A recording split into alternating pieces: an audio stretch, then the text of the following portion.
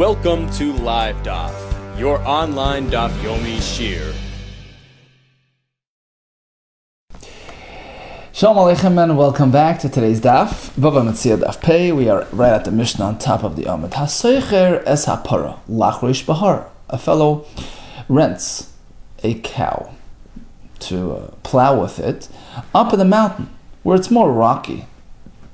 The terrain is rougher up there than in the valley, and he took it down to the valley, which actually made for an easier job. V'charash b'bika. Now the parah comes along with its equipment, notably the kankan, which is that pointed piece of whatever that actually does the plowing. So he's plowing down in the valley where it's meant to be easier. V'im nishbar kankan, and down there the kankan, this protruding, blade, which is meant to actually do the furrows, it breaks. He's potter because, if anything, he made it easier, and it's not attributed to his change of venue. But bika, he rented it for the valley where the job is easier. V'charash bahar, and took it up to the mountain where it's rockier and terrain more difficult for plowing. There, in nishbar kankan, if the equipment broke down, he's chay because he took it to a place where the plowing is more difficult and more susceptible to damaging the equipment. Another example, ladush bekitnis. So he hired the animal in order to thresh some beans, which are more slippery than just plain wheat grain. V'dash betvo, he took it to thresh some wheat, and the animal slipped and died. He's potter. But let's say it was ladush betvua, the intention was for grain which is less slippery, v'dash bekitnis, and he took it to the beans, and there it slipped and got hurt. He's chayiv. You know why? Because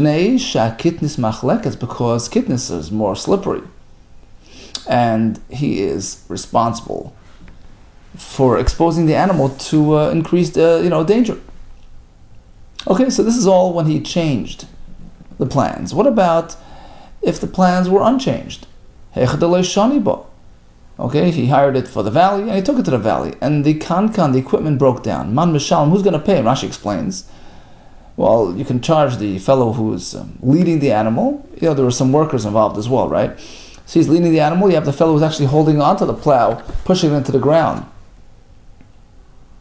Who's responsible if the equipment gets damaged? Amar Papa Denoket Parsha Mishalem, the leader, holding onto the mardeya, like the stick that they used to lead the animal, because evidently he didn't do a good job.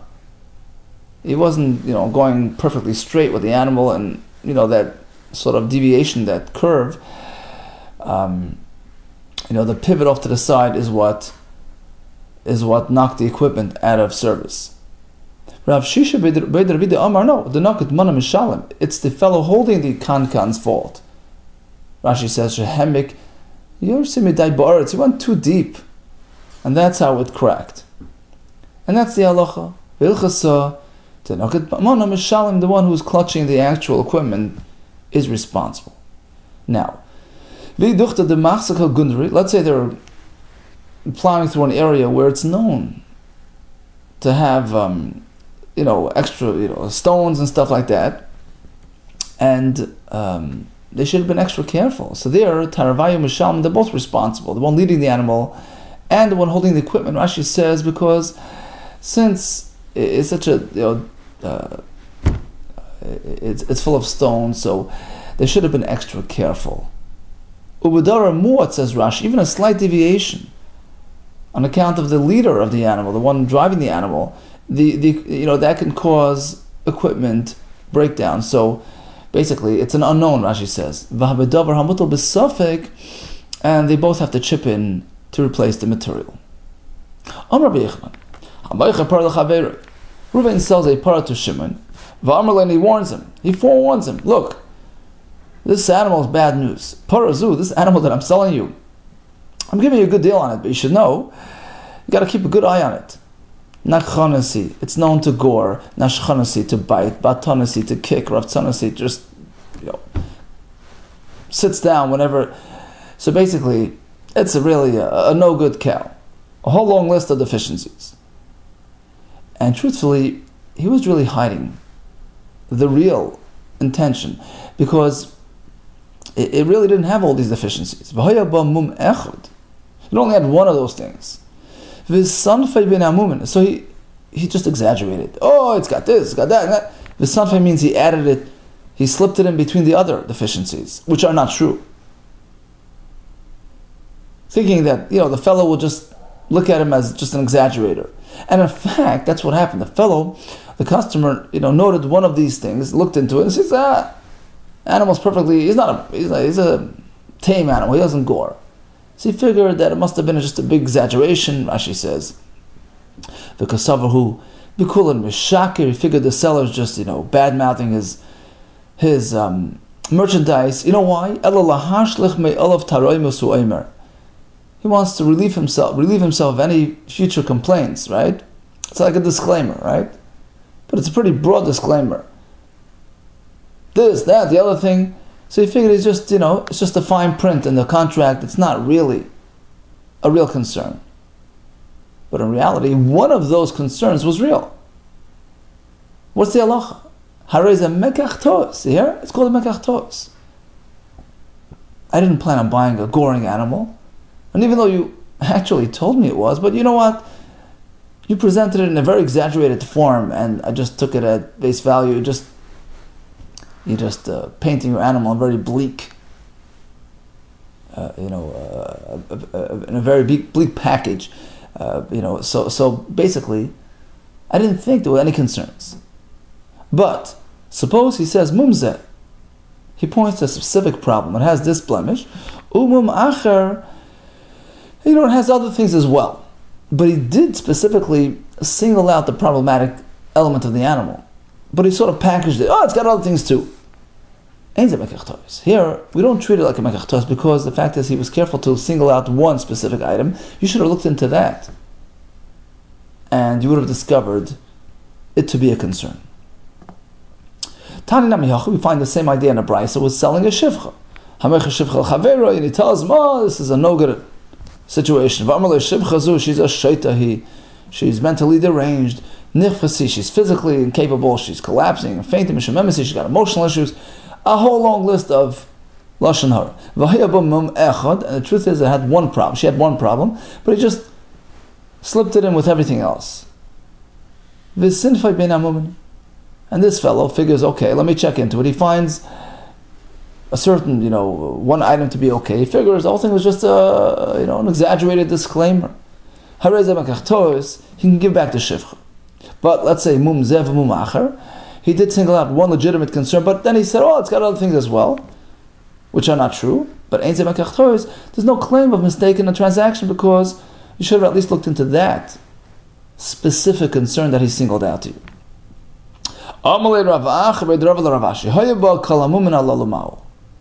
Let's say the shivcha did have all those deficiencies. Truthfully, did have all those deficiencies.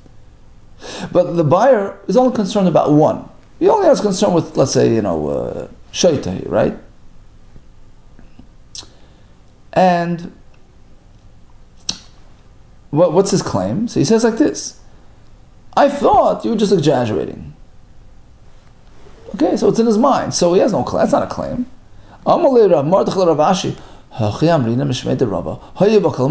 If in fact she had all those problems, you can't claim it was a mekach tos. You think he's exaggerating? Actually, he's a very straightforward, honest person. He told you the way it is. It's got this, it's got that. Shouldn't have bought it.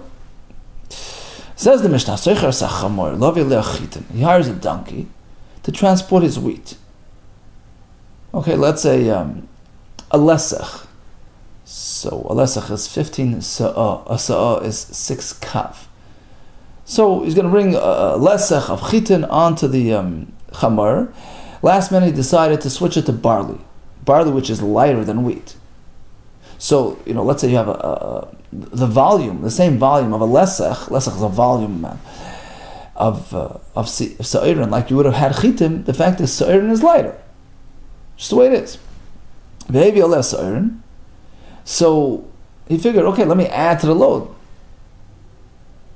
because it's lighter, and I commissioned it for chitin. He's going to add to the load.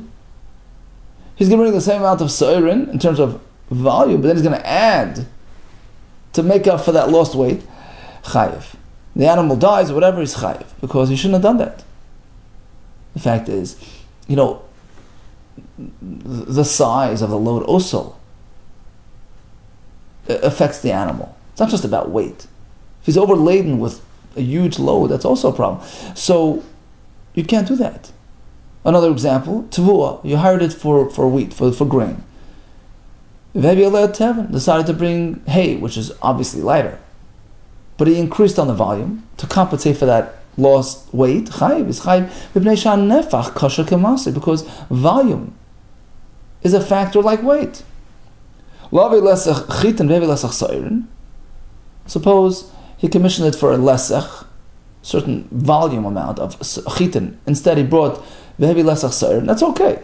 But v'yimaisif amasah chayiv. But if he added to that load to make up for lost weight, he's chayiv. V'chama yosef amasah. How much?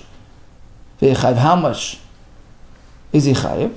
Sumchas oimim shur meir sa'ah legamol. If it's a camel, it could hold more. So if he added a sa'ah beyond what he was supposed to, he's responsible for any consequences. Shloisha kam lechamar. If it's a chamar, even 3 kav addition is a problem. Itma wev machlekes. Abaya Omar kosher kemasoy tzanan. Volume is tantamount to weight. We'll see soon what this means. Rav Omar kosher limasoy tzanan. If you add to the weight, that's the problem. Oh, explains the Gemara. Abaya Omar kosher kemasoy tzanan. Nafcha ki tikla. Volume, nefach, volume, is just as much a factor like weight. What does that mean? So, as we explained, lesech, 15 sa'ah, all these are volume amounts. So let's say it was supposed to be a lesech of chitin. He did a lesech sa'irin, same volume. Nafcha ki takla. So the volume is just like weight. Because weight is a factor and volume is a factor, right? So they pretty much match. They pretty much equalize. So if you have a lesech of sa'irin instead of a lesech of chitin, you've sort of reached your capacity, even though it's lighter, because the volume makes up for the weight. Okay, so we treat it as though they're of equal weight, and you've reached your capacity. Now, if you add it to that, how much? 3 kav. 3 kav is a half of a saw. A lesech is 15 saw, so basically you added a 30th above your chayiv. So according to Abaye, whether you have a lesech of chitin, lesech of sa'ir, you've reached your capacity, and now if you exceeded the load capacity of the animal by a 30th, you're chayiv. Rav Amar no. Volume is a factor to reckon with, but not on the same level as weight. So according to Rava, unless you added a 15th, which is a greater amount of you exceeded by a greater amount, you're not chayiv. Rava Amar kasha limaso itzanan. The Mishnah says volume is difficult for the animal if it is limasoi, if you've reached the same weight level. So basically, in order to get to the same weight of the lesech of chitin, you have to add a 15th. So a lesech plus a sa'ah of sa'irin gets you to the same weight as a lesech of chitin.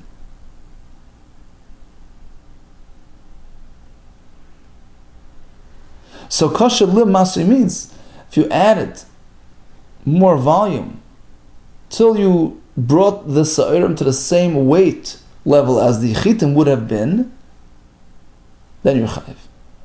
That's a much bigger addition than Abaye. It's a 15th rather than a 30th. Because the fact is, volume is something, but not to the same extent as it's not treated like weight. So unless you got to the same weight level, right, you're not responsible. But if you did, then obviously you added a lot more. You added a 15th. You added a full sa'ah to the lesach of sa'ir to get you to the same weight as the lesach of chitin. That's already going too far. You got added a huge amount of volume. That's a problem. Kasha lemasu itznan. Takla ki takla. V'nifcha v'tisefes. If you got to the same level in terms of weight, tikla, the weight of the sa'ir, are the same weight as the chitim would have been. So this nafcha, this added volume, is the tesefes, is what's making you what's making you responsible chayiv, because you exceeded the capacity, load capacity of the animal. Okay, so going to Abaye, it's a 30th. Going to Rav, it's a 15th. Tanan, let's go back to the Mishnah. You hired it for chitin. Instead, you loaded it with a lesach of sa'ir and potter. If you added, you're chayiv. My lav, shleishes kav. We're assuming that you added 3 kav, which is a half of sa'ah, which is a 30th of a lesach. So it's like Abai, loy sa'ah. He added a full sa'ah, which is a 15th. But the Mishnah clearly says it's 3 kav. How much would he add to make him chayiv?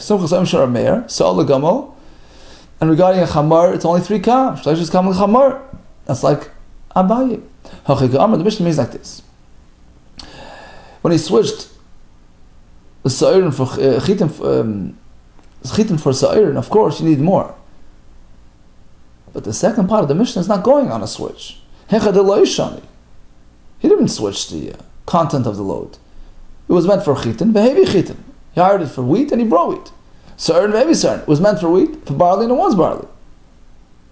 So if he added, he exceeded load capacity. He's responsible. How much does he have to exceed? Okay, this is a standard formula, a 30th. So a gomel can handle more, but a chamar, it's 3 kav per lesach, which is a 30th. Toshma, here comes another raya. It was meant for a lesach of wheat. Instead of 15 sa'ah, he brought 16 sa'ah of sa'irim, is chayiv, which is a 15th, like Rava. Shleishes kav and pata. There's only 3 kav, which is a 30th. His pata. So what does Abaye do with this brisa? Tirgum Abaye b'mechikta. Says Abaye, this brisa is speaking where the sa'ahs were measured with a sort of a smaller, more pressed down. Right, the content was more pressed down. It wasn't, in a generous way. So basically, your 16 is really much less than 16. And therefore it fits with my formula. Taraban. What is considered overloading in terms of a person who's hired to transport goods in terms of a ship? Okay, so how much do you exceed in order to be responsible for any consequences? Taraban, a kav katav. Katav is a person who's schlepping stuff around. If you add a kav, which Rashi says is a 30th, right? He's supposed to be carrying 30 kav. That's his load capacity. If you add, if you give him an overweight load, which is a kav more than meant to be, you're chayiv. If anything happens to him. Adriv, Rashi says Adriv is a lesach, 15 sa'ah. That's considered overweight for a boat, for a areva, for a small boat. A kur overweight is considered problematic l'sfina for a bigger ship. Shleishes kurim leburnik doila.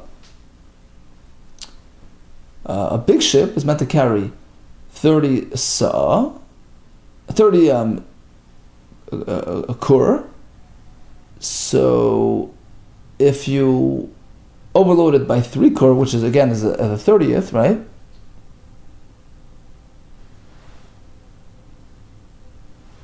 Sorry, a kur l'sfina, a larger ship. Right? So a reva is a mini ship. Sfina is sort of a medium-sized ship. So there it's meant to carry 30 kur. You add a kur, you've gone a 30th beyond its capacity, you're chayiv. But a burnik doila is a big commercial ship. So there it's meant to carry 3 times as much. So the addition is shleishes kurim burnik doila. You added 3 kur to that load, you've gone way past your allowance. Amar kavla katov.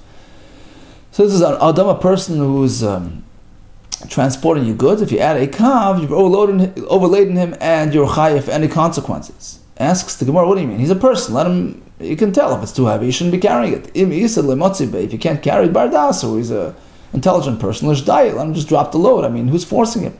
Alter. He didn't have a chance. He dropped right away. He collapsed the second he loaded him up. So you're responsible for that. Rava Amar another pshat. Even if you say it didn't happen right away, the tzricha must be speaking the agri yisera. He's asking for more pay. Right? Overweight. Rav Ashi Amar, who's savar chusha l'nakatlei? The person's intelligent. Yeah, he's thinking to himself. He must have had a hard night's sleep, and he's in a weakened state today. He didn't attribute it to the extra load, so he's walking around with this load, thinking that it's within the acceptable norms, and turns out that it's overloaded, and therefore you're chayiv for any consequences. And we spoke about a kur l'sfina, shloisha is kur neburnik doila. We learned from here, stam sfina is stam sfinta baslosen kur. A sfina is meant to carry 30 kur. And that explains why we have this formula. What's the point of mentioning this? So when you buy a sfina, you're meant to have this load capacity. Otherwise, you're entitled to get reimbursed. It says the Mishnah, Umran is a craftsman, right? So a mechanic took your car and he's fixing it. What status does he have? Is he a shemer chinam? Is he watching it free of charge? Or is he considered like a shemer sach who's getting paid for his services, which increases his level of responsibility and liability, right? The answer is he has a din of a shemer sach. So if it gets lost or stolen, he's chayiv. But let's say he sends you a message, look, your car is ready for pickup. Is he still responsible to look after it? No. They sent you a message, here, come pick up your car. Pay for the job and pick up your car. Now his status is downgraded to shemer chinam. He's no longer considered shemer sachar because he finished his job. Okay, Reuben tells Shimon, please look after my car, I'll look after yours tomorrow. Shemer sachar. So they're both shemer sachar because they're getting paid for their service. But let's say he says, Shmurli, could you watch my car? But Amalei says, you know what, halachafana, the fellow responds by saying, look, leave it here. Shemer chinam means a shemer chinam, but not more than that. Hilavola mashkin shemer sachar. Here is $1 million, right? He only loans him $1 million, and he takes a mashkin, collateral. He's a shemer sachar because, as Rashi says, char mitzvah, which the Gemara will explain later. Rabbi Yehuda if he lent him money for the mashkin, he's a shemer chinam. But if he lent him peiros, there the lender has some benefit because Rashi says peiros are bound to spoil, so he has some gain by having this person borrow his fruit, and therefore he is a shemer sachar. Right? The mashkin that he took in exchange is he's looking after it as a shemer sachar because he's getting some benefit from this whole deal. Amashol Omer, another halacha, Rashay Adam lahasker mashken shalani. If you lent money to a poor man, he gave you a mashken, you're allowed to rent it out. And use that rent as a deduction, deducted from the loan, you're doing him a big favor. He's helping this poor man get back on his feet. So the Mishnah says that a uman, craftsman, looking after the item that he's working on, is a shemer sachar. Despite the fact that he's not really getting paid for watching it, he's getting paid for working on it.